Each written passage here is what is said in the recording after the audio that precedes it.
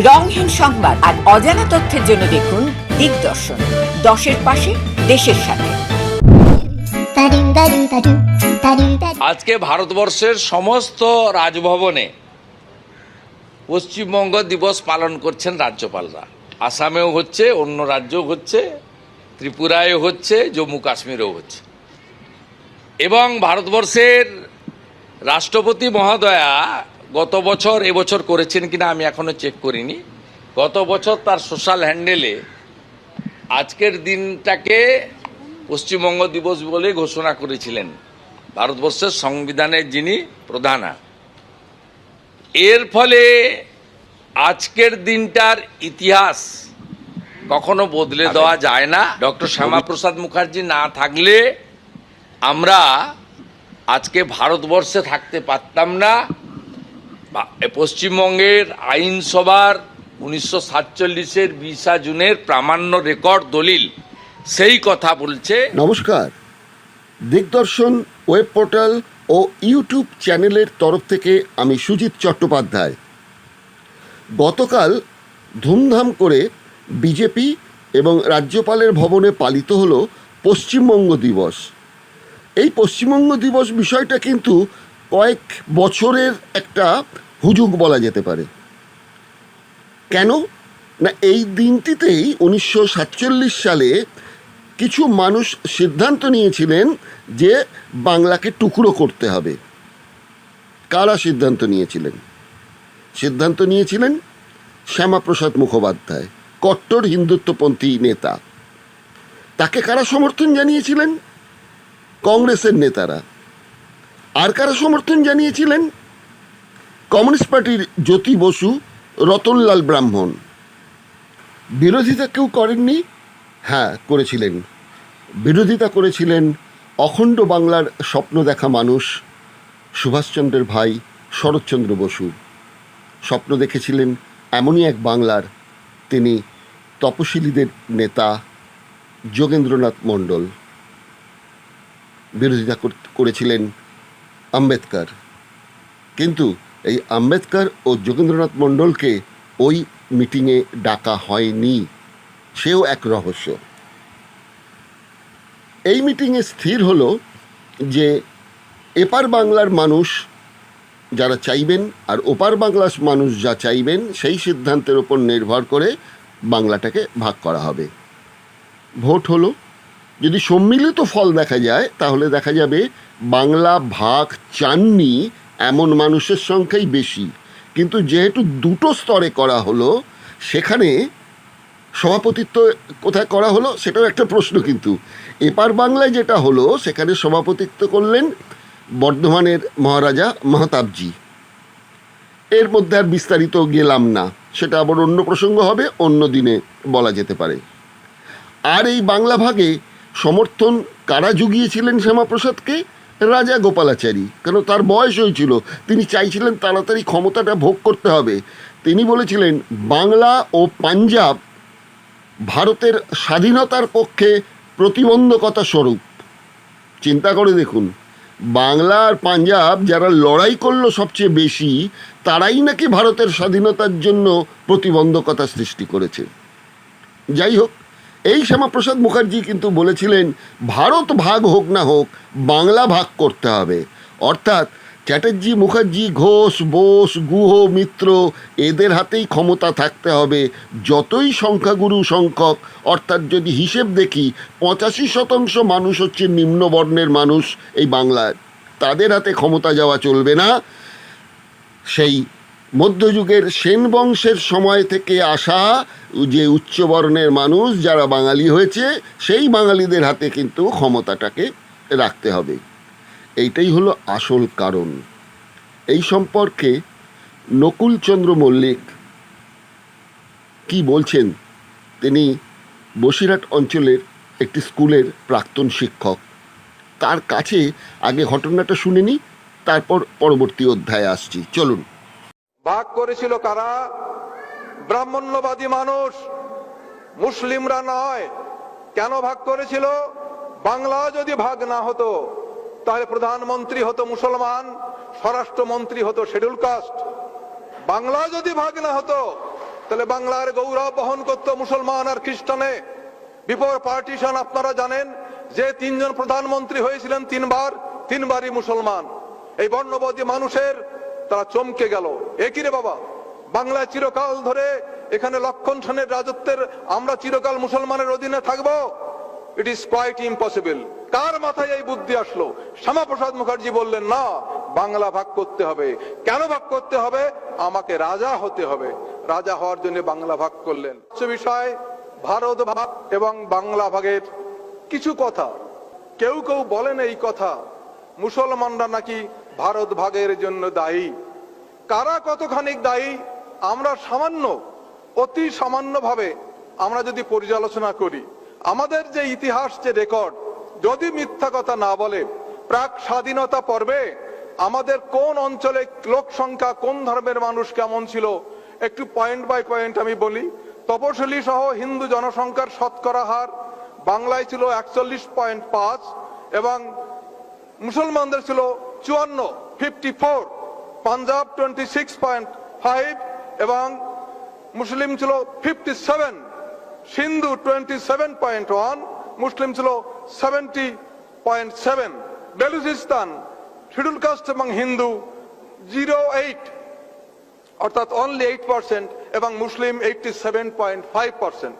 আর বাংলা প্রদেশের কথা যদি আমরা আলাদা করে বলি, আমাদের ডিভিশন ছিল Bardhaman division, presidency division, Rajshahi division, Dhaka division, Chittagong division. Bangla প্রদেশ ঠিক এইভাবে প্রথমে আমি বলবো হিন্দু তথা তপশিলীদের জনসংখ্যা, পরবর্তীকালে আমি বলবো মুসলমানদের জনসংখ্যা। বর্ধমানে ছিল হিন্দুদের 78.98 এবং মুসলমানদের 13.90, প্রেসিডেন্সি বিভাগে 53.70 এবং মুসলমানদের 44, মুসলিম 56, রাজশাহী 30.51, মুসলিম 62.52, ঢাকা বিভাগ 27.70 এবং মুসলিমদের ছিল 71.59, চট্টগ্রামে 20.70 হিন্দুদের এবং মুসলমানদের 75.40।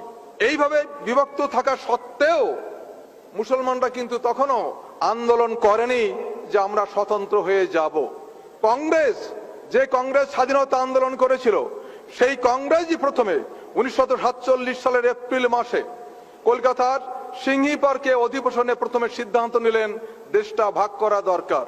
কেন দরকার সে পুরনো ইতিহাস আপনারা আগে শুনেছেন। তারা বললেন ভাগ করা দরকার।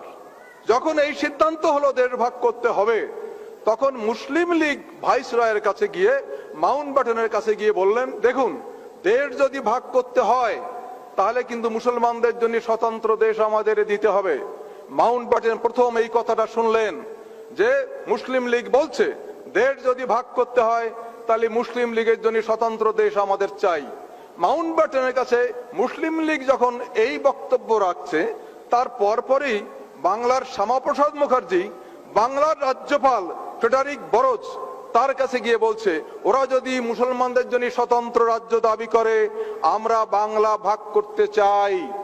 আমরা দাবি করব দেশ যদি ভাগ হয় বাংলাও ভাগ হবে। মাউন্টব্যাটেনের কাছে দুটো প্রস্তাব, একটা প্রস্তাব দেশ ভাগ, আর শ্যামাপ্রসাদ মুখার্জি বলছে বাংলা ভাগ চাই। মাউন্টব্যাটেন বলে মহা মুশকিল, এখন আমি কোন সিদ্ধান্ত নেব?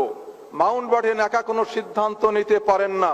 1947 সালের 2রা জুন নিজের বাড়িতে মিটিং ডাকলেন। ভারতবর্ষের সমস্ত রাজনৈতিক নেতাদের ভিতর যারা সর্বাপেক্ষা দামি তাদের ডাকলেন মাউন্টব্যাটেন নিজের বাড়িতে। ডেকে বললেন যে দেখুন, ভারতবর্ষ ভাগের প্রস্তাব এসছে, হোয়াট ইজ ইউর ওপিনিয়ন? কাকে কাকে ডাকলেন? কংগ্রেসের পক্ষ থেকে Pandit Jawaharlal Nehru, on behalf of Congress Pandit Jawaharlal Nehru, Sardar Vallabhbhai Patel, Acharya Kripalani, on behalf of Muslim League mister Mohammad Ali Jinnah, mister Liaquat Ali Khan, mister Abdur Rab Nishtar, আর শিখ জনগোষ্ঠীর পক্ষ থেকে সর্দার বলদেব সিং। এই 7 জন ব্যক্তিকে ডাকলেন আমাদের মাউন্টব্যাটেন তার বাড়িতে যে দেশ ভাগ করা যায় কিনা। বাবা সাহেব আম্বেদকরকে ডাকেনি। এত বড় তপশিলি অবহেলিত মানুষ, জনগোষ্ঠীর প্রতিনিধি বাবা সাহেব আম্বেদকর, তাকে ডাকা হলো না দেশ ভাগের সময়। এবং মহাপ্রাণ যোগেন্দ্রনাথ মন্ডল, তাকেও ডাকা হলো না দেশ ভাগ করা হবে কিনা। এই 7 জন ব্যক্তিকে ডেকে সিদ্ধান্ত নেওয়া হলো যে দেশ ভাগ করা যাবে কি না। এই 7 জন আবার একটা গণতান্ত্রিক পদ্ধতির কথা মাউন্টব্যাটেনকে বললেন যে দেখুন, আমরা 7 জনে তো বলতে পারি না, তবে বাংলা ভাগের ক্ষেত্রে আমরা একটা সাজেশন আপনাকে রাখতে পারি। What is your suggestion? বলে বাংলা অ্যাসেম্বলিতে যত মেম্বার আছেন, এমএলএ বা এমএলসি যারা আছেন, তার হিন্দু মাইনরিটি, হিন্দু যারা অধ্যুষিত যে সমস্ত মেম্বার এবং মুসলমান অধ্যুষিত মেম্বার, তাদের নিয়ে আলাদা আলাদা করে মিটিং করা হোক। যে সমস্ত জেলার মুসলমানরা সংখ্যায় বেশি, সেই সমস্ত জেলার এমএলএরা একসঙ্গে মিটিংয়ে বসবেন। যে কয়টা জেলার হিন্দুরা বেশি, সেই কয়টি জেলার হিন্দু মুসলমান মিলে মিটিংয়ে বসবে। এই 2 মিটিংয়ের সিদ্ধান্ত অনুসারে যদি কোনো মিটিং বলে যে দেশ ভাগ হবে, তাহলে মেনে নেওয়া হবে। সেই মিটিংটা কিভাবে হলো তখন আপনারা দেখুন। তখন 1947 সালে বাংলা অ্যাসেম্বলিতে 225 জন মেম্বার ছিলেন। বাংলা অ্যাসেম্বলিতে ছিলেন 225 জন মেম্বার। তখন ভাগ করা হচ্ছে যে কোন কোন জেলায় হিন্দুরা বেশি, কোন কোন জেলায় মুসলমানের সংখ্যা বেশি। হিন্দু জেলাগুলো যেখানে বেশি ছিল, বর্ধমান, বীরভূম, বাঁকুড়া, মেদিনীপুর, হুগলি, হাওড়া, কলকাতা, 24 পরগনা, খুলনা, জলপাইগুড়ি, দার্জিলিং, এই 11টি জেলায় হিন্দুর সংখ্যা বেশি। এবং এই 11টি জেলার অ্যাসেম্বলির মোট সংখ্যা হলো 80 অ্যাসেম্বলি মেম্বার হলেন 80 জন। এই 80 জনের ভিতর হিন্দু 54 জন, মুসলমান 21 জন, অ্যাংলো ইন্ডিয়ান 4 জন, ভারতীয় খ্রিস্টান 1, হিন্দু 54, মুসলিম 21, অ্যাংলো ইন্ডিয়ান 4, ভারতীয় খ্রিস্টান 1, টোটাল 80 মেম্বার অফ অ্যাসেম্বলিজ। বেঙ্গলে এই 11টি জেলার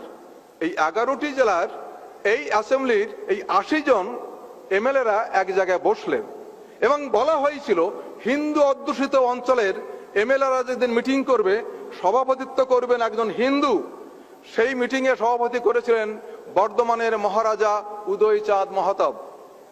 বর্ধমানের মহারাজা উদয়চাঁদ মহতাব তার সভাপতিত্বে 11টি জেলার 80 জন এমএলসি মিটিং করছেন বাংলা ভাগ হবে কিনা। সেই মিটিংয়ে বিশিষ্ট হিন্দু যারা উপস্থিত ছিলেন, বিশিষ্ট হিন্দু, তাদের কয়েকজনের নাম আমরা পেয়েছি। হিন্দুদের পক্ষে ছিলেন ডক্টর শ্যামাপ্রসাদ মুখোপাধ্যায়, মহারাজ উদয়চাঁদ মহতাব, মুকুন্দ বিহারী মল্লিক, রতনলাল ব্রাহ্মণ, জ্যোতি বসু। আর মুসলমানদের পক্ষে উপস্থিত ছিলেন mister HS. Suhrawardy, M A. Ispahani, Abdul Hossain, Abdur Rahman, Musharraf Hossain. বিশিষ্ট মুসলমানদের মধ্যে এই কয়জন, বিশিষ্ট হিন্দুদের মধ্যে এই কয়জন। ভোট হলো, কে কাকে ভোট দিয়েছে আমরা জানি না, আমার ইতিহাসে লেখা নেই। দেশ ভাগের পক্ষে কে ভোট দিয়েছে, বিপক্ষে কে ভোট দিয়েছে আমরা বলতে পারছি না। হিন্দুদের পক্ষে এরা ছিলেন, মুসলমানদের পক্ষে এরা ছিলেন। ভোটের রেজাল্ট এইবার শুনুন। বাংলা ভাগের পক্ষে 58, বাংলা ভাগের বিপক্ষে এগেইনস্ট 21 জন। ভালো করে মনে রাখবেন, হিন্দু অধ্যুষিত জেলার এমএলএরা 80 জন এক জায়গায় বসে ভোট দিয়েছেন। বাংলা ভাগের পক্ষে 58 জন, বাংলা ভাগের বিপক্ষে 21 জন। একজন এমএলএ মনে হয় অনুপস্থিত বা নীরব ছিলেন। এইবার চলুন মুসলমান অধ্যুষিত জেলাগুলিতে। মুসলমান অধ্যুষিত জেলা 16টি: চট্টগ্রাম, নোয়াখালী, ত্রিপুরা, বাকরগঞ্জ, ঢাকা, ময়মনসিংহ, ফরিদপুর, যশোর, মুর্শিদাবাদ, নদিয়া, বগুড়া, দিনাজপুর, মালদা, পাবনা, রাজশাহী, রংপুর। এই 16টি জেলায় মোট জনসংখ্যার অ্যাসেম্বলির মেম্বারের সংখ্যা 145 জন। এই 16টি জেলা মুসলিম অধ্যুষিত। Total member 145। সেই টোটাল মেম্বারের ভিতরে মুসলিম 103, হিন্দু 41, ইন্ডিয়ান খ্রিস্টান 1। মুসলমান 103 জন, হিন্দু 41 জন, ভারতীয় খ্রিস্টান 1 জন, টোটাল 145 জন। ওখানে গেল 80 জন, আর এরা হলো 145 জন। এই 145 জন এখন ভোটাভুটি হচ্ছে। রেজাল্ট পরে বলছি। কোন বিশেষ বিশেষ হিন্দু এবং কোন বিশেষ বিশেষ মুসলমান নেতা উপস্থিত ছিলেন একবার শুনুন। হিন্দু বিশিষ্ট ব্যক্তিদের মধ্যে এই ভোটাভুটিতে উপস্থিত ছিলেন দ্বারিকানাথ বারুরি, নগেন্দ্র নারায়ণ রায়, মহারাজা গিরিশচন্দ্র নন্দী, সতীশ চক্রবর্তী, ভোলানাথ বিশ্বাস, হারানচন্দ্র বর্মন, গয়ানাথ বিশ্বাস, কিরণ শঙ্কর রায়, ধীরেন্দ্রনাথ দত্ত, নেলি সেনগুপ্তা, প্রমথ রঞ্জন ঠাকুর, পিয়ার ঠাকুর। আর মুসলমান নেতৃস্থানীয় ব্যক্তিদের ভিতর ছিলেন এ কে ফজলুল হক, মোহাম্মদ আলী, নুরুল আমিন, আহমদ হোসেন, শামসুদ্দিন আহমদ, আরো অনেকে ছিলেন। 145 জনের ভিতরে বিশেষ ব্যক্তি এই কয়েকজনের নাম আমরা ইতিহাসে খুঁজে পেয়েছি। এখন ইলেকশনের রেজাল্টটা দেখুন, 145 জনের ভিতরে সেখানে 4 জন সেখানে অ্যাবসেন্ট বা ভোট দেননি। বাংলা ভাগের পক্ষে ভোট দিচ্ছেন 34 জন, বাংলা ভাগের বিপক্ষে ভোট দিচ্ছেন 106 জন। Against partition 106। মুসলমান অধ্যুষিত অঞ্চলের এমএলএদের ভিতর এগেইনস্ট পার্টিশন 106 আর ফর পার্টিশন অনলি 34। আগে সিদ্ধান্ত হয়েছিল যদি এই 2 বিভাগের ভিতর থেকে হিন্দু অধ্যুষিত জেলাগুলি এবং মুসলমান অধ্যুষিত জেলাগুলির ভিতর কোনো একটি বিভাগে যদি বাংলা ভাগের পক্ষে একজনও বেশি রায় দেয় তাহলে দেশভাগ হবে। মুসলমান অধ্যুষিত অঞ্চলের ভিতরে দেশভাগের পক্ষে তারা ভোট দেয়নি, হিন্দু অধ্যুষিত অঞ্চলে দেশভাগের বিপক্ষে ভোট দিয়েছে। 34 আর 140 হয়, 5 জন অনুপস্থিত ছিলেন অথবা ভোট দেয়নি। এর পরেও কি বলা যায় মুসলমানরা আমাদের দেশ ভাগ করেছে? এ খতিয়ান ইতিহাস যদি মিথ্যে কথা না বলে কে অস্বীকার করবে? গণতান্ত্রিক পদ্ধতিতে একদিন দেশ ভাগ হয়েই গেল। আজ আমরা কাউকে অপরাধী করতে পারি না। দেশভাগ হয়ে যাওয়ার পর আমাদের নেতৃস্থানীয় ব্যক্তিবৃন্দ তারা অধিকার জানিয়েছিলেন। পণ্ডিত জওহরলাল নেহরুকে বলেছিলেন আপনারা কি কাজটা করলেন, গান্ধীজিকে বলেছিলেন আপনারা কি কাজটা করেছিলেন। গান্ধীজি প্রথমে বলেছিলেন India will be divided over my dead body. India যদি ভাগ হয় তাহলে আমার এই মৃতদেহের উপর দিয়ে ভাগ হবে। ইন্ডিয়া যখন ভাগ হচ্ছে, গান্ধীজি বহল তবিয়াতে বেঁচে আছেন, কখনো একটু অসুস্থতা হননি, ডেড বডির উপর দিয়ে ভাগ হয়নি। যে সকল বাস্তুচ্যুত মানুষ আর্থিক অনটনের মধ্যে অবর্ণনীয় কষ্ট ভোগ করছে, এখনো করছেন, আমরা তাদের সকলকে পুনর্বাসন দেবার জন্য উদ্বিগ্ন। সর্দার বল্লভভাই পটেল বলেছিলেন যাদের সঙ্গে আমাদের রক্ত মাংসের সম্পর্ক, যারা একত্রে আমাদের সঙ্গে স্বাধীনতা সংগ্রামে অংশগ্রহণ করেছেন, যেহেতু তারা একটি সীমারেখার উপরে, সেই জন্য হঠাৎ তারা আমাদের কাছে বিদেশি হয়ে যেতে পারে না। দক্ষিণ আফ্রিকায় বসবাসরত ভারতীয় বংশোদ্ভূত ব্যক্তিরা আফ্রিকা নাগরিক হওয়া সত্ত্বেও আমরা এখনো তাদের সাহায্য করার চেষ্টা করি। তাদের যদি আমাদের কাছে দাবি করার অধিকার থাকে তাহলে অপর অংশে যারা আটকে রয়েছে তারা সুনিশ্চিতভাবে আমাদের কাছে দাবি করবে। গান্ধীজি যখন বেঁচে আছেন তখন গান্ধীজি বললেন হিন্দু ও শিখ যারা আটকে আছে তারা যদি আর ওখানে থাকতে ইচ্ছা না করেন তাহলে সম্ভাব্য যে কোনো উপায়ে এখানে চলে আসতে পারেন এবং সেক্ষেত্রে কাজ হবে তাদের জীবিকার জন্য কর্মসংস্থান, তারা যাতে জীবনে স্বাচ্ছন্দ্যময় জীবন ফিরে পায়। এই তো ভারত ভাগের ইতিহাস। ভাগ করেছিল কারা? ব্রাহ্মণ্যবাদী মানুষ, মুসলিমরা নয়। কেন ভাগ করেছিল? বাংলা যদি ভাগ না হতো তাহলে প্রধানমন্ত্রী হতো মুসলমান, স্বরাষ্ট্রমন্ত্রী হতো শিডিউল কাস্ট। বাংলা যদি ভাগ না হতো তাহলে বাংলার গৌরব বহন করতো মুসলমান আর খ্রিস্টানে। বিফোর পার্টিশন আপনারা জানেন যে 3 জন প্রধানমন্ত্রী হয়েছিলেন, 3বারই মুসলমান। এই বর্ণবাদী মানুষের তারা চমকে গেল, একই রে বাবা, বাংলায় চিরকাল ধরে এখানে লক্ষণ সেনের রাজত্বের আমরা চিরকাল মুসলমানের অধীনে থাকবো? It is quite impossible. কার মাথায় এই বুদ্ধি আসলো? শ্যামাপ্রসাদ মুখার্জি বললেন না, বাংলা ভাগ করতে হবে। কেন ভাগ করতে হবে? আমাকে রাজা হতে হবে। রাজা হওয়ার জন্য বাংলা ভাগ করলেন। আজ তাদের রাজা হওয়ার জন্য, তাদের অবসর বিনোদনের জন্য, তাদের আনন্দের জন্য দেশটা ভাগ করলো। আজকে আমার মানুষ পথে ঘাটে প্রান্তরে প্ল্যাটফর্মে তারা ভিখারির মতো জীবন যাপন করছে। আজ আমাদের কর্তব্য আছে না? আমাদের কর্তব্য আছে। দেশের 85% মালিক আমরা। আমরা আজকে সেই পার্টিশনের বিরুদ্ধে আন্দোলন করতে পারি। তারা আমাদের নাগরিকত্ব দেয়নি, তার বিরুদ্ধে আন্দোলন করতে পারি। তারা আমাদের পুনর্বাসন দেয়নি, তার বিরুদ্ধে আমরা আন্দোলন করতে পারি। আন্দোলন করতে হবে, যে কোনো পরিস্থিতিতে দেশভাগ হয়ে যেতে পারে, কিন্তু আমরা কি নীরবে চুপ করে বসে থাকতে পারি? It is not our duty. আমাদের একমাত্র পথ সংগ্রাম। বাবা সাহেব আম্বেদকর বলেছিলেন দেশভাগ হয়ে যাওয়ার সময় যে this swaraj is their swaraj, we are still slaves. এই স্বরাজ তাদের স্বরাজ, আমরা যে দাস ছিলাম আমরা এখনো সেই দাস আছি। If you want to live as human being, you must stand on your own leg. যদি মানুষের মতো বাঁচতে তোমরা চাও, নিজের পায়ে দাঁড়াবার চেষ্টা করো। বাবা সাহেবের সেই বাণী যদি আমরা অক্ষরে অক্ষরে পালন করতে পারি, তাহলে আজকে উদ্বাস্তুদের নিয়ে যে সিনেমিনি খেলা হচ্ছে, আজকে বামসেফের উদ্যোগে যে উদ্বাস্তু আন্দোলনের কথা আমরা বলছেন, যে নাগরিকত্ব বিল নিয়ে আজকে মহা সংকটে ফেলেছে, দেশ ভাগ করলে তোমরা আজকে আমরা বিচ্ছিন্ন হবে, সমস্ত ভারতবর্ষের প্রান্তর থেকে প্রান্তরে ঘুরে বেড়াচ্ছি ভিখারির মতো, তারপরেও তোমরা বলছো you have no right to live in India. ভারতবর্ষে বাস করার তোমাদের কোনো অধিকার নেই, because you have no citizenship. What is this? কে দেশ ভাগ করেছিল? কার উদ্যোগে দেশ ভাগ করেছিল? কে চাইছে সিটিজেনশিপ? কি অধিকার আছে তোমার সিটিজেনশিপ চাওয়ার? আমরা আজকে দাবি করতে পারি না? পারি। তার জন্য সংগ্রাম, জীবনপণ সংগ্রাম। ভারতবর্ষের এই পার্লামেন্টের ভিতরে 1/4 মেম্বার, আমার প্রতিনিধি। ওই অ্যাসেম্বলি আইনসভার ভিতরে 1/4 মানুষ আমার। তারা কথা বলে না। কোন রাজনৈতিক দলের থেকে তাদের আমরা পাঠিয়েছি? কেন তারা কথা বলে না? এই রাজ্যসভায় পাশ হয়ে গেল নাগরিকত্ব বিল, একজন এমএলএ এমপি পদত্যাগ করেনি। কি জন্য তাদের আমরা পাঠিয়েছি? What is their duty?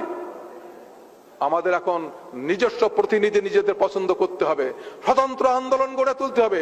যে মানুষটা পার্লামেন্টে গিয়ে কথা বলতে পারে, যে মানুষটা অ্যাসেম্বলিতে গিয়ে কথা বলতে পারে, প্রতিরোধ করতে পারে, বিক্ষোভ করতে পারে, আন্দোলন করতে পারে, সংগ্রাম করে অধিকার আদায় করতে পারে, সেই মানুষটাকে আমরা পার্লামেন্টে পাঠাবো। অন্য কাউকে পাঠাতে আমরা চাই না। আমরা ভিক্ষাবৃত্তি করতে রাজি আছি না। আপনারা সাবধান হন। Political power, capture the political পাওয়ার। বাবা সাহেব কি বলেছেন? মহারাষ্ট্রে এসেছি, বাবা সাহেব ছাড়া কোনো কথা নেই। Capture the political power for your emancipation. যদি এই জাতি রক্ত মাংসে তেজ বীর্য থেকে থাকে, আসুন সবাই সংগ্রামে ঝাঁপিয়ে পড়ি। আমাদের হারিয়ে যাওয়া অধিকার আমরা যে কোনো মূল্যে আমরা উদ্ধার করলো বাবা সাহেবের প্রচেষ্টায় এবং সাংগঠনিক শক্তিতে। আমাদের হারিয়ে যাওয়া অধিকার, আমরা মানুষের মতো বাঁচতে চাই। কেননা ভারতবর্ষের বৃহত্তম সংখ্যক নাগরিক আমরা কেন ভৃত্য হয়ে থাকবো? 15 জন মানুষ আমাদের কেন শাসন এবং শোষণ করবে 85 জন মানুষকে? অতএব আসুন আমরা সাংগঠনিক ভাবে আন্দোলন শুরু করি। সেই আন্দোলনের পরিপ্রেক্ষিতে উদ্বাস্তু সমস্যা, তপশিলি সমস্যা, মূল নিবাসী সমস্যা, সমস্ত সমস্যা সমাধান হয়ে যাবে। জয় ভীম, জয় ভারত। প্রাক্তন স্কুল শিক্ষক নকুলচন্দ্র মল্লিক, যিনি তপশিলি আন্দোলন এবং তপশিলি জাতিদের অধিকার রক্ষার যে সংগ্রাম তার এক সৈনিক, তার যে বক্তব্য, তার থেকে আশা করি বুঝে গেছেন যে বাংলা ভাগের আসল উদ্দেশ্য কী ছিল। দ্বিজাতি তত্ত্বে বাংলা ভাগ হয়নি, একটা প্রচণ্ড মিথ্যা কথা। কিন্তু এপার বাংলার উচ্চবর্ণের বাঙালিরা দলমত নির্বিশেষে এবং একাংশ বুদ্ধিজীবীরা পর্যন্ত এটা প্রচার করে যাচ্ছেন। ইতিহাসে এটাকে এস্টাবলিশ করা হচ্ছে। অর্থাৎ একটা বিকৃত ইতিহাসকে প্রতিষ্ঠা না করতে পারলে আগামী দিনে উচ্চবর্ণের নেতৃত্বে হিন্দু রাজ্য প্রতিষ্ঠা করা সম্ভব নয়। সেই ব্যাপারটিকে মাথায় রেখেই কিন্তু এই চক্রান্তটি করা হয়েছিল। নকুলচন্দ্র মল্লিক সেটা স্পষ্ট কথায় বুঝিয়ে দিলেন। এবার আমরা আরেকজনের সঙ্গে কথা বলবো, যিনি বেসিক্যালি চিত্রশিল্পী ছিলেন, তার সঙ্গে সঙ্গে তিনি লেখক, মানবতাবাদী সংগঠনের সঙ্গে যুক্ত এবং বিশিষ্ট সমাজসেবী মানিক মণ্ডল, যিনি মানিক ফকির নামে বিখ্যাত। তার কিন্তু ঠোঁটকাটা হিসেবে একটা বদনামও আছে। তিনি চ্যালেঞ্জ দিয়ে এনআরসি, সিএএ এই বিষয় নিয়ে কিন্তু এক বিশাল ঝড় তুলেছেন। অনেকের কাছে এই ব্যাপারটা স্পষ্ট নয়, কিন্তু তিনি খাতা কলমে প্রমাণ সহকারে হাজির করেছেন যে আসলে বাঙালিকে হিন্দু মুসলিম দুটি স্তরে ভাগ করে দিয়ে উচ্চবর্ণের মানুষ তাদের নিজেদের হাতে ক্ষমতা কিভাবে টিকিয়ে রাখতে চায় তার ব্যবস্থা অনেকটাই পাকা করে ফেলেছেন। এহেন মানিক মণ্ডল ওরফে মানিক ফকিরের সঙ্গে আমার ফোনে কি কথা হলো সেটা আপনাদের কাছে তুলে ধরছি। মানিকদা, বলুন। আমি সুজিত বলছি দিগদর্শন পোর্টাল থেকে এবং ইউটিউব চ্যানেল থেকে। হ্যাঁ বলুন। আজ আপনাকে এখন আমি ফোনটা করলাম এই জন্য যে আজ 20শে জুন সকাল থেকেই বিজেপি এবং বিরোধী দলের নেতা শুভেন্দু অধিকারী শ্যামাপ্রসাদ মুখোপাধ্যায়ের মূর্তিতে মাল্যদান করেছেন এবং আপনার রাজভবনেও একটি বিশেষ অনুষ্ঠান হয়েছে, যেটা হলো তারা বেশ কয়েক বছর ধরে যেটা চালাচ্ছে সেটা হচ্ছে পশ্চিমবঙ্গ দিবস।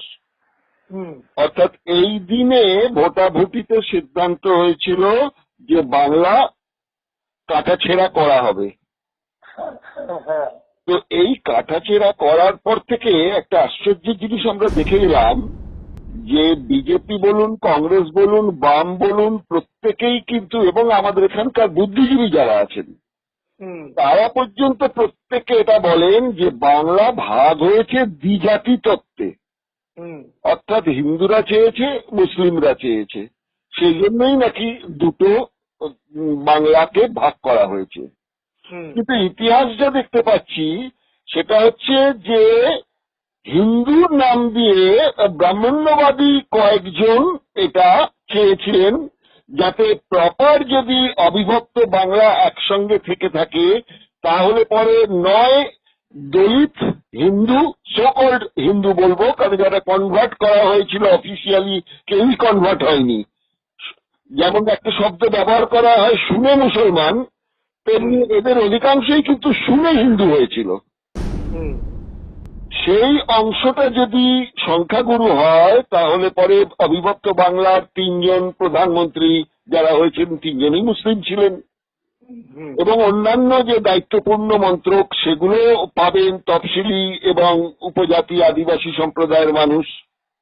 তাহলে এই বাংলার লক্ষণ সেনের আমলের থেকে আসা 15% উচ্চ বর্ণের মানুষদের হাতে আর ক্ষমতা থাকবে কই বাংলায়। এইটা মোটামুটি আমরা জেনেছি, আমি যদি খুব একটা ভুল না বলে থাকি। এই জায়গায় দাঁড়িয়ে আজকের এই দ্বিজাতি তত্ত্বের কথা দিয়ে শ্যামাপ্রসাদ ছিলেন বলে হিন্দুরা বেঁচে গেল, না হলে পাকিস্তানে তাদের আজকে থাকতে হতো এবং সেখানে তাদের ইজ্জত যেত, মান সম্মান, এবং বাঁচতেও না, কারণ উদ্বাস্তুদের আজকে যা অবস্থা হয়েছে যে কজন হিন্দু বাংলাদেশে ছিল। কিন্তু তারা একথা বলছে না যে যদি আজকে দুটো বাংলা একসঙ্গে থাকতে পারত, যেটা শরৎ বসু চেয়েছিলেন, সেটা যদি কিরণ শঙ্কর রায় চেয়েছিলেন, সেটা যদি থাকতো তাহলে তো ওরা পাকিস্তান থেকে বেরিয়ে এসে একটা বাংলাদেশ গড়ে উঠতে পারত। ঠিক। তো সেখানে দাঁড়িয়ে আজকে এই কথাটা প্রচার করা হচ্ছে, এটারও উদ্দেশ্য আমরা ধরে নিতে পারি হিন্দু রাষ্ট্র গঠনের একটা প্রাথমিক ধাপ, এই 20 তারিখটাকে এস্টাবলিশ করা যে এটা পশ্চিমবঙ্গ দিবস। যদিও রাজ্যের শাসক দল তৃণমূল কংগ্রেস বা মমতা বন্দ্যোপাধ্যায় এটার বিরুদ্ধে মতামত যা দিয়েছেন তাদের বুদ্ধিজীবীদের নিয়ে যে না, দিনটা 1 বৈশাখ করা হোক। এখন দিনটা কবে করা হবে পশ্চিমবঙ্গ দিবস সেটা একটা আলাদা প্রশ্ন, কিন্তু এই যে দ্বিজাতি তত্ত্বে ভাগ হয়েছে, মুসলিম এবং তপশিলি নিম্নবর্ণের হিন্দুরাও চেয়েছিল, উচ্চবর্ণের হিন্দুরাও চেয়েছিল বলে ভাগ হয়েছিল, এটা কতটুকু সত্যি? আপনি যেহেতু এ ব্যাপারে গবেষণা করেন, অনেক ভালো করে বলতে পারবেন আমাকে।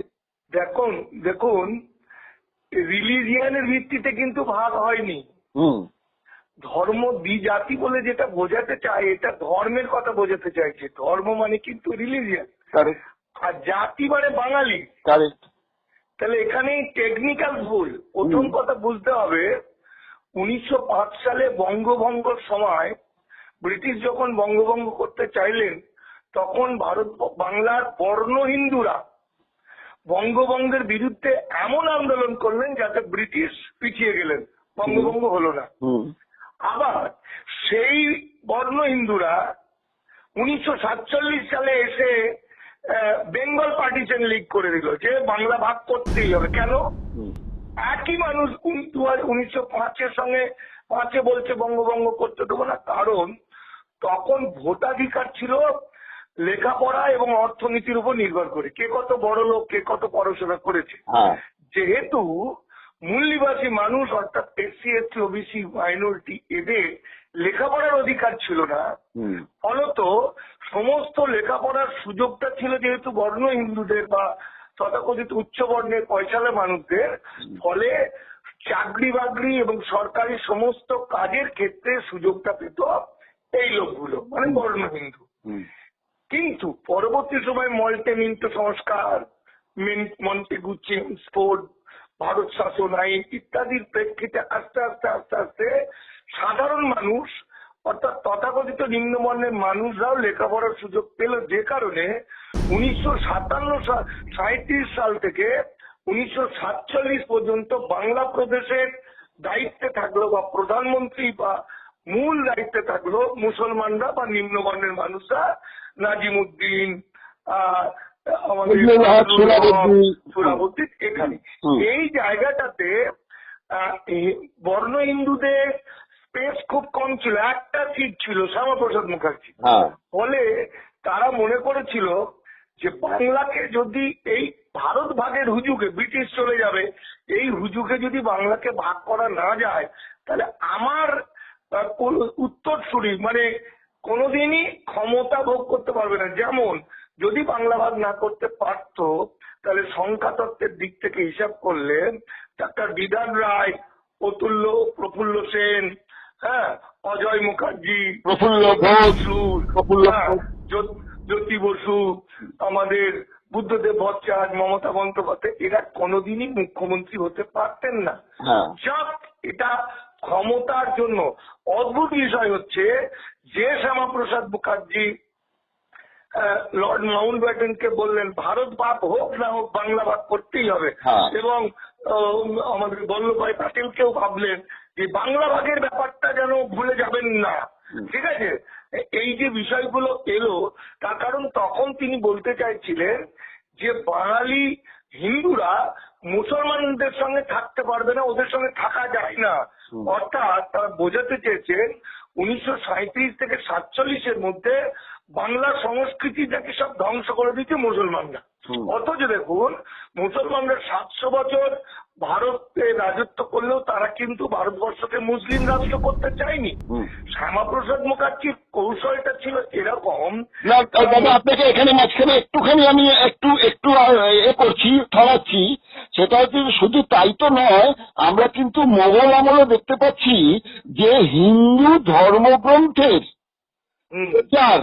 সেটা লেখা এইসব ব্যাপারে তারা উৎসাহ দিয়েছেন বলেই কিন্তু রামায়ণ, মহাভারত, গীতা এইগুলো সমস্ত লেখালেখির কাজ কিন্তু এই মোগল মুসলিম আমলেই শুরু হয়েছিল। এটা আমরা তো ঔরঙ্গজেবের কিছু দলিল পত্র দেখছি যে তারা মন্দিরেতে ঔরঙ্গজেবকে টাকা দিয়েছেন, মন্দির বানাতে দিয়েছেন, সেগুলো তো আছেই। আমি এই পয়েন্টে যেটা আসছি সেটা হচ্ছে যে শ্যামাপ্রসাদ মুখার্জি মুসলিমদের সঙ্গে থাকা যায় না বলে বাংলাটাকে সুজলা সুফলা বাংলাটাকে ভাগ করে দিল, 2 পিস বুকে লাথি মেরে ভেঙে দিল। সেই শ্যামাপ্রসাদ কিন্তু একই টাইমে কাশ্মীরের মুসলমানদের ভালো বলে বলছে কাশ্মীরকে পাকিস্তানে যেতে দেবো না, অথচ কাশ্মীরে কিন্তু মুসলমান প্রধান, তাই তো? তাহলে সেই কাশ্মীরের মুসলমানরা ভালো হলো আর বাংলার মুসলমানরা খারাপ হলো। এটা একটা ভয়ঙ্কর চক্রান্ত। আমি এই বাংলা ভাগ প্রসঙ্গে কয়েকজন মানুষের কথা বলি যেগুলো ইতিহাস সহজে বলে না। যেমন মোহাম্মদ আলী জিন্নাহ মাউন্টব্যাটেনকে বলেছিলেন একটি মানুষ আগে সে বাঙালি কিংবা সে পাঞ্জাবি, পরে সে হিন্দু অথবা মুসলমান। তাহলে আগে বাঙালি, এবং সেখানে মোহাম্মদ আলী জিন্নাহ বলছেন এদের ভাষা, এদের সংস্কৃতি, এদের অর্থনীতি সব এক, সুতরাং বাংলাকে ভাগ করার চেষ্টা করবেন না। কিরণ শঙ্কর রায় বলছেন যদি প্রয়োজন হয় পাকিস্তানের, যদি বাধ্য কিছু মারা গেল না তবু পাকিস্তানে হয়তো গেলাম, সেটাও মানা যায়, কিন্তু বাঙালিকে ভাগ করবেন না। তারা চেয়েছিল একটা স্বায়ত্ত শাসন, যেমন ভাবে নেতাজির দাদা আমাদের সদ্য শরৎ বসু। প্রাণের মানুষ শরৎ বসুরা চেয়েছিলেন যে একটা স্বায়ত্ত শাসন, একটা স্বাধীন বাংলা। সোহরাবুদ্দিনও তাই সেরকম চেয়েছিলেন। এই প্রসঙ্গে কলকাতা হাইকোর্টের তৎকালীন বিচারপতি এবং রাজ্যপাল ফণীভূষণ চক্রবর্তী একটা অদ্ভুত কথা বলেছিলেন। বলেছিলেন শ্যামাপ্রসাদ তার সমস্ত জীবন ক্ষমতা দিয়ে এই যে বাংলা স্বাধীন সার্বভৌম করার যে আওয়াজ উঠেছিল সেইটাকে তিনি ভেঙে দিতে পেরেছিলেন, আর প্রদেশের মধ্যে ভাগ করে দুটো দেশ করে দিলেন। কি যন্ত্রণা ভাবে কথাটা বলেছিলেন, যন্ত্রণা থেকে। আজকে যদি বাংলা ভাগ না হতো, যারা আজকে মনে রাখতে হবে যে পৃথিবীর সবচেয়ে বিপদগ্রস্ত জাতি, অত্যাচারিত জাতি বাঙালি। যেমন রোহিঙ্গারা বাঙালি, তাদেরকে 7,000 লোককে গুলি করে খুন করেছে। পৃথিবীতে তাদের কোনো জায়গা নেই। রোহিঙ্গারা ছিল বাঙালি, কারণ তারাও অখণ্ড ভারতের ভূমি সন্তান। সেই রোহিঙ্গাদের কাছে শিক্ষা নেয়নি আসামের বাঙালিরা। আসামের লক্ষ লক্ষ বাঙালিকে শেষ করে দিয়েছে।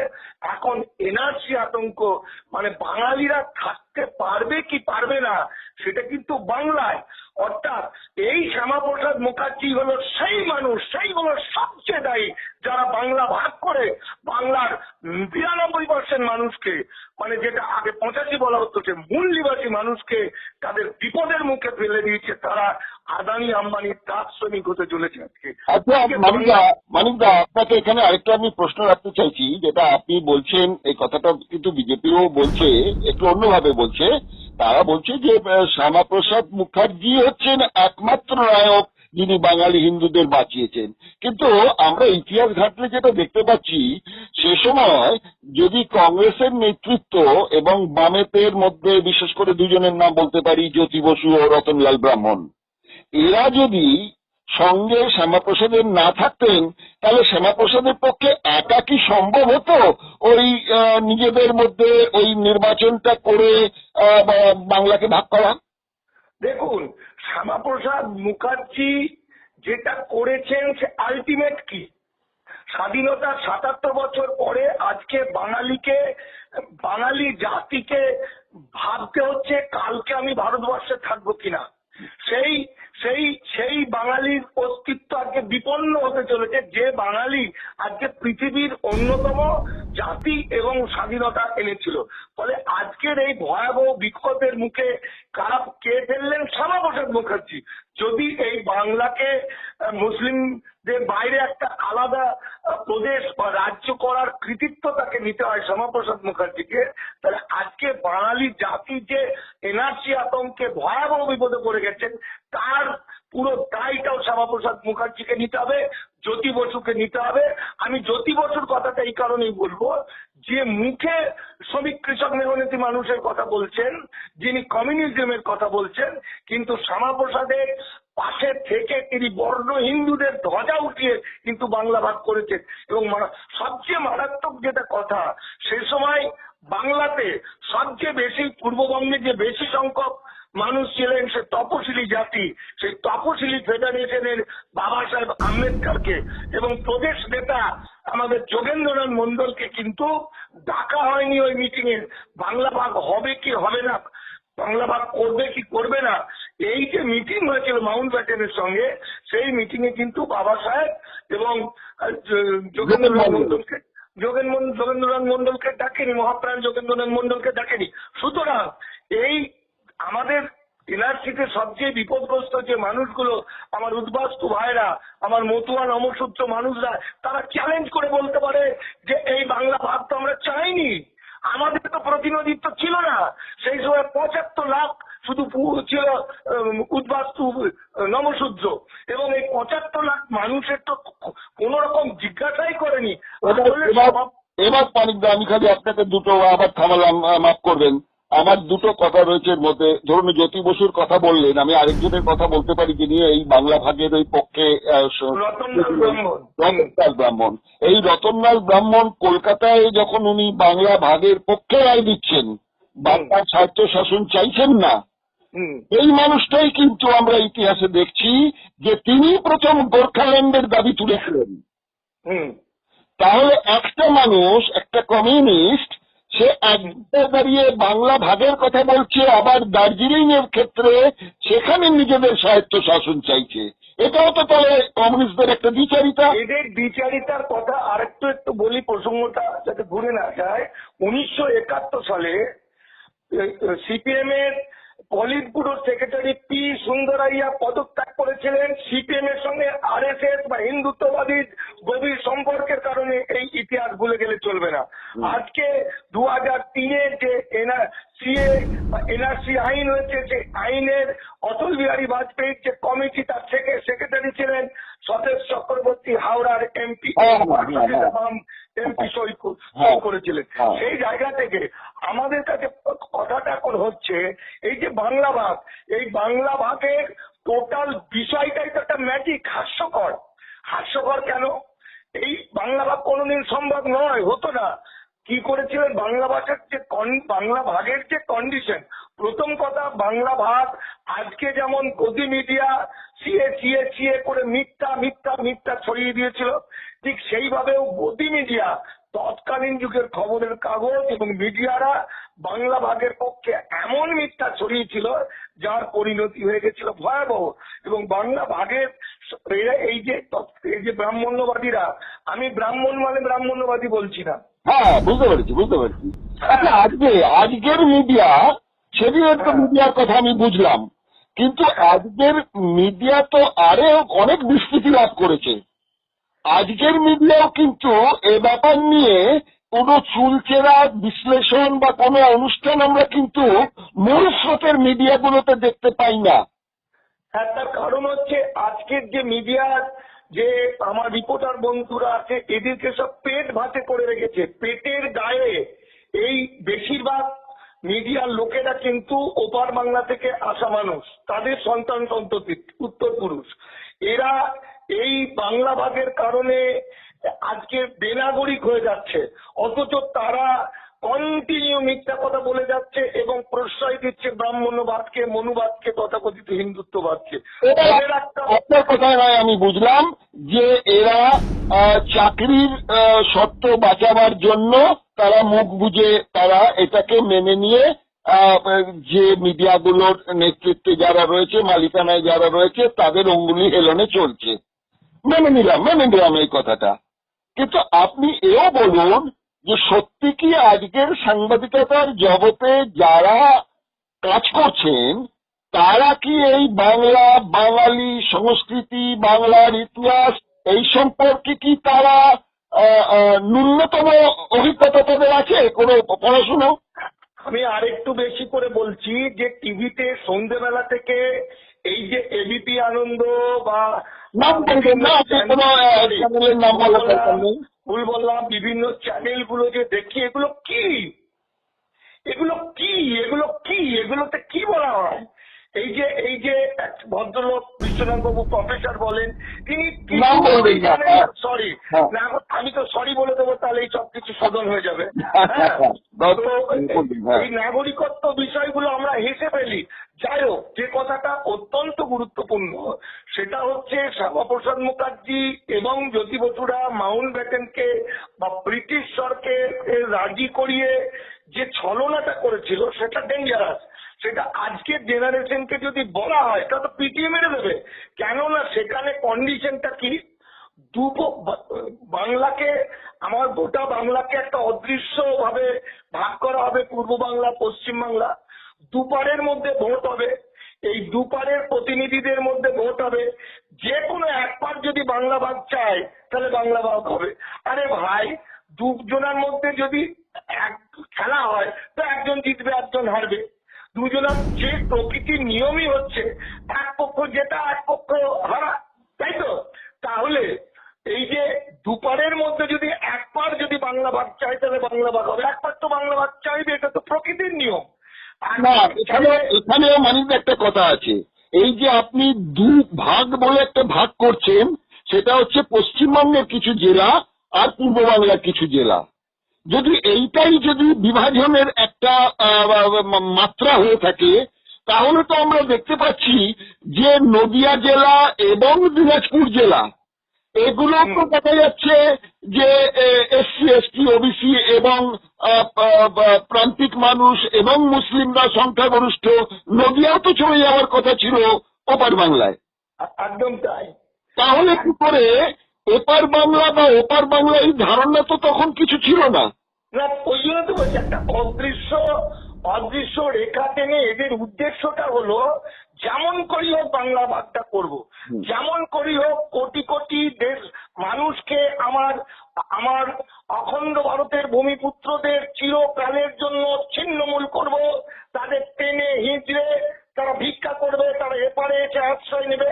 আর আজকে যারা যখন হিন্দু হিন্দু করে এপারে এসে কোনো রকমের প্রাণ নিয়ে বাঁচলো, একটু যেই শিক্ষার মুখ দেখিয়েছে, এখন বলছে 48 সালের আগে দলিল চাই। কারা করছে? এটাও ব্রাহ্মণ্যবাদী চক্রান্ত। আচ্ছা, এবার আমি আপনার কথাটা মানলাম। এখানে আমার দাদা দুটো প্রশ্ন আছে। সেটা হচ্ছে যে আত্মসমালোচনার কিছু জায়গা দরকার। যেখানে PN ঠাকুর বলছেন যে কংগ্রেসে গিয়ে আমার ভুল হয়েছে, ওরা আমাকে ভুল পথে পরিচালিত করছিল, আমি আর কোনো এই রাজনীতির মধ্যে নেই, আমি চাইবো যে আমার সম্প্রদায়ের মতুয়া সম্প্রদায়ের মানুষ পড়াশুনো শিখে আগে শিক্ষিত হোক, আমি সেই কাজে মন দেব বলে উনি রাজনীতি থেকে বিদায় নিলেন। সেই মতুয়া সম্প্রদায়ের কিন্তু লাখো লাখো ভোট পড়ছে কিন্তু এখন ওই ব্রাহ্মণ্যবাদী শ্যামাপ্রসাদ সাভারকার সেই যে দল, তাদের নেতাকে জয়ী করে তারা কিন্তু সেখানে তৈরি করছে। সুতরাং আপনি ব্রাহ্মণ্যবাদী বলে যতই কথা বলুন, যাদের হয়ে কথা বলছেন তারাই তো ব্রাহ্মণ্যবাদীদের ভোট দিয়ে তারা তাদের প্রতিনিধি বানাচ্ছে। নাম্বার ওয়ান, এটা নাম্বার ওয়ান। উত্তরটা দিয়ে আসুন বলুন। যেমন আমাদের মনে রাখতে হবে, বিশ্বের অন্যতম সমাজ সংস্কারক এবং মহামানব যিনি ভারতবর্ষের 85 ওরফে 92% মানুষকে মানুষের স্বীকৃতি দিয়েছিলেন, সেই হরি গুরুচাঁদ ঠাকুর, যার কথা আপনি বললেন, পিয়ার ঠাকুরের রিলেটিভ, সেই হরি গুরুচাঁদ ঠাকুর কিন্তু বলে গেছেন, আমি ভক্তে নেই, আমি রক্তে নেই, আমি ভক্তে আছি। মানে তিনি ফিল করেছিলেন যে তার রক্ত জনগণের সঙ্গে বেইমানি করবে মূল্যবাসী মানুষের জন্য, তাই তিনি ভক্তের কথাটা বলেছিলেন। অর্থাৎ আজকে সেই পিয়ার ঠাকুর এবং তার ছেলে পিলে নাতিপুতি, আমি শান্তনু ঠাকুরের এদের কথা বলছি, তারা এমনই একটা অবস্থার মধ্যে পড়েছেন যেখানে হরিগুরুচাঁদ ঠাকুর ছিলেন বেদ বিধির বিরুদ্ধে। অর্থাৎ যার যজ্ঞ পুজো আর্চা তীর্থ আমুক তমুক ঠাকুর দেবতা পুজো এইসবের বিরুদ্ধে। অথচ দেখুন ব্রাহ্মণ্যবাদ এমন ভাবে তাদের গিলে নিয়েছে, অথবা তার উত্তর পুরুষ শান্তনু ঠাকুররা ব্রাহ্মণ্যবাদীদের পায়ে এমন ভাবে নিজেদেরকে সঁপে দিয়েছে, যেখানে ওরা কিন্তু কৌশল করে হরি গুরুচাঁদকে একটা ঠাকুর বানিয়ে দিয়েছে, ভগবান বানিয়ে দিয়েছে, একটা মন্দির করে দিয়েছে। এটা একটা কৌশল। এবং যে গুরুচাঁদ ঠাকুর শিক্ষা আন্দোলনের প্রধান ছিলেন, ভারতবর্ষের শিক্ষা আন্দোলনের অন্যতম, উনি বলেছিলেন যে ভিক্ষা করলেও তুমি সন্তানকে লেখাপড়া শেখাও। সেই আজকের জেনারেশন দেখা গেল যে তাদের কিছু লোক শিক্ষিত হয়ে বড় বড় জায়গায় গেছেন, কিন্তু বেশিরভাগ লোক তারা অশিক্ষিত, এবং তারা অশিক্ষিত হয়ে গুরুবাদের উপর আস্থা রাখলো। তারা শান্তনু ঠাকুরকে ভগবান মনে করছে, এবং শান্তনু ঠাকুর এই সুযোগ নিয়ে ব্রাহ্মণ হলেই যে ব্রাহ্মণ্যবাদী হবে তার তো কোনো মানে নেই। ভারতবর্ষের সবচেয়ে বড় ব্রাহ্মণ্যবাদী কে? নরেন্দ্র মোদী। অমিত শাহ কত বাদ দিন, নরেন্দ্র মোদী। আদিবাসীরা ব্রাহ্মণ্যবাদী হতে পারে। আমি এই কারণে বারবার ব্রাহ্মণ্যবাদের বিরুদ্ধে কথা বলছি। না, আমি বুঝলাম, কিন্তু আমার কথা হচ্ছে যে এই যদি ঘটনাক্রম হয়ে থাকে, তাহলে যে পোর্শন মতুয়াদের মধ্যে শিক্ষিত হয়েছেন, যেটা গুরুচাঁদ চেয়েছিলেন, সেই যে শিক্ষিত হয়েছে, তারা কি আর এখন নিজেদের ওই মতুয়া সম্প্রদায়কে উন্নত করার জন্য নয়, নিজের ব্যক্তিগত ভোগবাদে তারা সরে গেছেন? দেখুন, কিছু মতুয়াদের মধ্যে কিছু মানুষ আছেন যারা তার জাতিকে বাঁচানোর জন্য লড়াই করছেন দীর্ঘদিন ধরে। তাদের সংখ্যাটা কম হলেও তারা আছেন এবং তারা করে যাচ্ছেন। তাদেরকে আমরা তল পাই না, তারা হরি গুরুচাঁদের আদর্শ মেনেই চলে। কিন্তু বেশিরভাগ মানে মানুষ যারা ফেঁসে গেছেন, তারা কিন্তু শান্তনু ঠাকুরের পাল্লায় পড়েই তারা কিন্তু ফেঁসে গেছেন। ফলে মতুয়াদের মধ্যেও দুটো শ্রেণী পাওয়া যাচ্ছে, তবে প্রকট হয়ে গেছে যারা লেখাপড়া না জানা এবং ব্রাহ্মণ্যবাদের দ্বারা একদম শেষ হতে বসা, বেনাগরিক হতে বসা মানুষ। শুধু আপনি শান্তনু ঠাকুর কেন বলছেন? আপনি তো ওখানেও বলতে পারেন কপিল কৃষ্ণ ঠাকুর, কিংবা এখনো তৃণমূলের সঙ্গে যে গোষ্ঠীটা রয়েছে মতুয়ারা, তারাও তো মানে এক ধরনের আরেক ব্রাহ্মণ্যবাদী জায়গা। দেখুন তৃণমূল সরকার যেটা করেছিল, মমতা বন্দ্যোপাধ্যায়ের একটা বিষয় আছে, তিনি অনেক সময় না কাঁচা ধুয়ে পা দিয়ে ফেলেন ভালো করতে গিয়ে। তিনি উদ্বাস্তুদের ভালো করতে হবে, উদ্বাস্তু মতুয়াদের নাগরিকত্ব দিতে হবে বলে দুজনকে নির্বাচন করেছেন উদ্বাস্তু মতুয়া হিসাবে, যে দুজনই হচ্ছে গোপন বিজেপি। ফলে তার কাছে কি আশা করতে পারে? উল্টো কাদের কথা বলছেন আপনি? কাদের কথা বলছেন এই দুজন গোপন বিজেপি? আমি দুজন গোপন বিজেপি বলতে একজনকে বলতে চাচ্ছি, যিনি এই সিএর বিরুদ্ধে কোনোদিন আন্দোলন করলেন না এবং তার লোকদেরকেও আন্দোলন করতে দিলেন না, এমনকি যে গোপনে শান্তনু ঠাকুরের সঙ্গে যোগাযোগ রাখে, শুভেন্দুদের সঙ্গে যোগাযোগ রাখে, সেরকম দুজন আমার কাছে নামটা নাই বা শুনলেন। নামটা কি বলতেই হবে? না, আপনার অসুবিধা থাকবে শুনতে চাইবো না, কিন্তু একটা কৌশল হয়। আমার জনগণই আমার কাছে মূল। উদ্বাস্তু সেলের প্রধান যে রঞ্জিত সরকার, যে উদ্বাস্তু সেলের প্রধানকে মানেই জানে না সিএ, আমি হাজারবার বলার পর তার কোনো উদ্যোগই নেই, অথচ তার জাতি আজকে ধ্বংসের দিকে। আর একজন হচ্ছে নমশূদ্র বিকাশ পরিষদের চেয়ারম্যান, তিনি হচ্ছেন মুকুল বৈরাগ্য। এরা হচ্ছে সব হিন্দুত্ববাদী, এরা মুসলমান বিরোধী, এরা কখনোই চায় না যে উদ্বাস্তুরা ভালো থাকুক, উদ্বাস্তুদের নাগরিকত্ব আসুক। এইগুলো মমতা ব্যানার্জি উনাদেরকে সিলেক্ট করলেন। আমি জানি না তার কানে এসে দিদির কানে ফিসফিস করে কেউ কিছু বলে আর দিদি তার সামনে এক থালা রসগোল্লা হাজির করে, দেখার চেষ্টা করে না এটা মূল্য না মানুষ, দিদি এটাকে ভেবে রাখেন না। ফলে দিদির চেষ্টাটা বৃথা হয় মমতা ব্যানার্জি, কিন্তু তিনার চেষ্টা আছেন।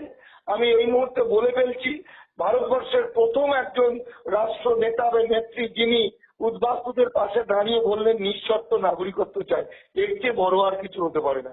উনি নিঃশর্ত নাগরিকত্ব চাইছেন, আর উনার কোটি কোটি টাকা খরচ করানো সেই উদ্বাস্তু নেতারা, তারা কিন্তু কোনো নিঃশর্ত নাগরিকত্বের বুলি মুখ দিয়ে বেরোচ্ছে না, বরং তারা উদ্বাস্তুদেরকে বেনাগরিক করার পক্ষেই থাকছেন। এটাই ট্র্যাজেডি। তো আজকে বাংলা ভাগের দিনটা আমাদের কাছে একটা শোকের দিন, একটা দুঃখের দিন। যে দিনটাই বাঙালি জাতিকে ধ্বংস করা হলো নিজেদের স্বার্থে শ্যামাপ্রসাদ মুখার্জি করলেন। যে বিজেপি আরএসএস সেই কথাগুলো বলছে, তাদেরকে প্রশ্ন করবেন, দেখবেন কোনো উত্তর দিতে পারে না, কারণ তাদের সমস্ত কথাগুলো শিখিয়ে দেয় উপর থেকে অমিত শাহ। অমিত শাহ যা বলবেন তার বাইরে কিছু বলার মতো হিম্মত এদের কাছে নেই। আপনি কি আছেন লাইনে? হ্যাঁ, শুনছি।